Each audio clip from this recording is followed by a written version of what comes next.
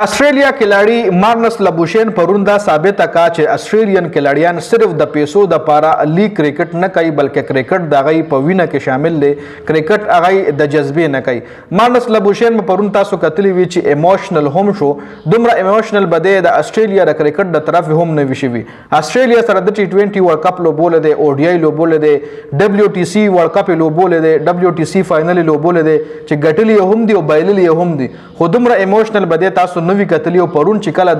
د اسلام آباد نه دغه سیمی فائنل میچ وګټلو حیدرآباد لوبډلې نو د سلیبریشن به تاسو کتلی وی او د چې کله ایموشنل شو نو هغه نه پس په سوشل میډیا باندې په پاکستان کې د مارنس لبوشین فین فالوورز نور هم سیوا شو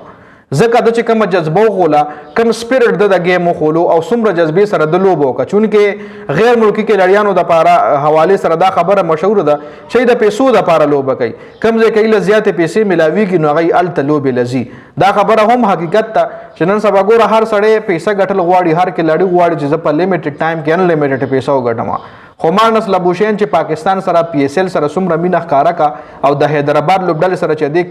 د کم جذبات لینک شو نو هغه موږ پرون وکتل جی چې د څه ټایم ایموشنل شو او د چې کوم سټیټمنټس راغله دوی زه بالکل سپیچ لیس یم ما سره څه ورډز نشته چې زه ایکسپلین کم چې دا وخت په ما باندې څه تیریږي یا دا وخت زما څه حالت دي ما سره د هغې بیانونو دپاره الفاظ نشته دی او په خپل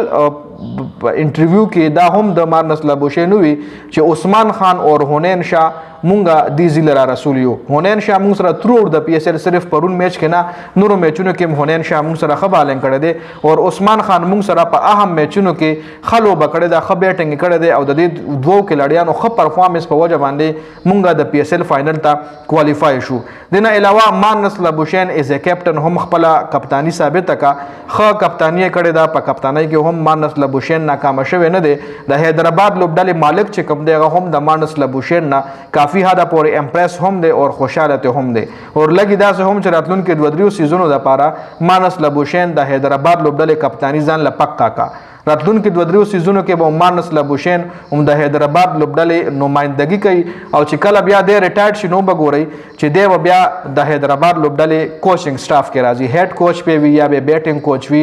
یا به د دوی سب منیجمنټ کې خامخا دی راځي څنګه چې دی نه مخکې ډیرن سیمي ته پېښور زلمي غټ ریسپیکټ ورکړی دغه رنګ